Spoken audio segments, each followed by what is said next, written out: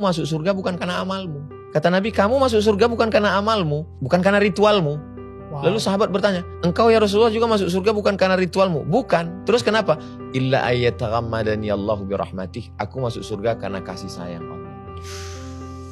Jadi kalau kita beramal beribadah itu karena kasih sayang Allah, kan beda dengan karena ketakutan. Mohon maaf jangan tersinggung. Mungkin mental kita mental kuli. Kuli ini tidak hina. Karena mereka adalah orang yang tulus ikhlas bekerja. Tapi mental itu kan kalau saya dapat kerja ini saya dapat apa? Padahal sebetulnya kalau dikumpul semua ritual kita itu untuk menebus surga Tuhan, surga Allah kan tidak tertebus. Bagaimana mungkin seorang Abdul Somad yang hidup 63 tahun, potong tidur, potong kerja, potong ini, berapa persen dari ritual ibadahnya untuk menebus surga yang kekal selamanya? Kan nggak bisa. Terus masuk surga itu kenapa? Karena kasih sayang Allah. Kalau dia masukkan kita ke surganya karena kasih sayangnya, lalu kenapa kita nggak punya kasih sayang? Saya kalau ngobrol sama banyak teman muslim saya gitu ya, mereka sangat fokus banget sama pahalanya, ya kan? Jadi oh ya biar dapat pahala lebih banyak supaya nanti di surga dan lain-lain. Tapi kalau misalnya tadi Nabi sempat bilang bahwa orang masuk surga bukan karena amalnya, tapi karena kasih sayang Tuhan. Jadi apa pahala yang selama ini mereka kumpulkan gitu?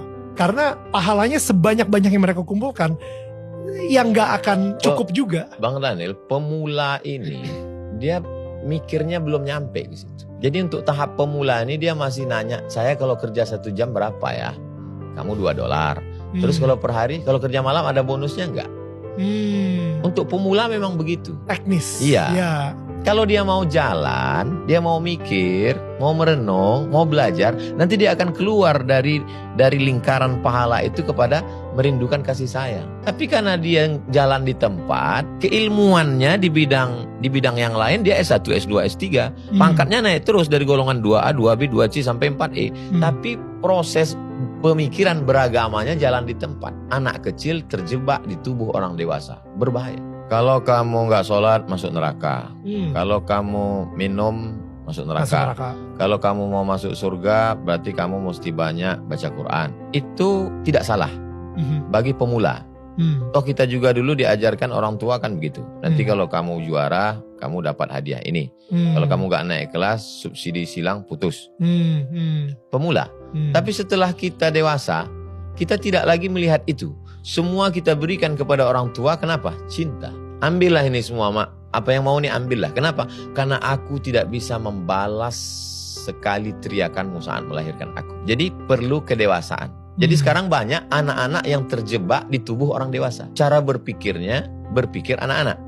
Tapi dia tubuhnya sudah dewasa. Saya pun juga dari awalnya juga begitu. Nanti kalau gini dapat pahala ini, kalau ini dapat pahala ini. Tapi lalu kemudian kita berproses sampai pada puncaknya adalah semua yang kita lakukan ini untuk turunnya kasih sayang Tuhan. Supaya dia sayang sama kita. Kalau dia sudah kasih sayang sama kita, maka semua dia beri. Kalau kita hanya berharap pahala, yang dapat cuma pahala. Tapi kalau kita berharap kasih sayangnya, maka semua dia beri. Ada orang tua.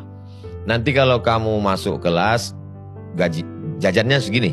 Kalau nanti ranking 1, hadiahnya ini. Dapatnya cuma itu. Tapi kalau kasih sayang orang tua didapat, sentuhlah pada hatinya, letak kasih sayangnya, maka semuanya akan yang dikasih. Tidak lagi hubungan ganti rugi. Iya. Tidak barter. Transaksional, ya. Hubungan kita dengan Tuhan itu bukan barter transaksional. Saya ngerti sih, karena dulu saya transaksional banget soalnya. Ada yang lebih mengerikan lagi, dia angkat Tuhan sebagai direkturnya. Kalau saya buat gini, gaji saya begini. Kalau saya lembur, gaji saya begini. Kalau ternyata saya sudah kerja nggak dapat yang saya inginkan, dia komplain, unjuk rasa. Tuhan mana? Hubungan kita dengan Tuhan itu bukan transaksional. Hubungan kita adalah kepasrahan. Menerima pun.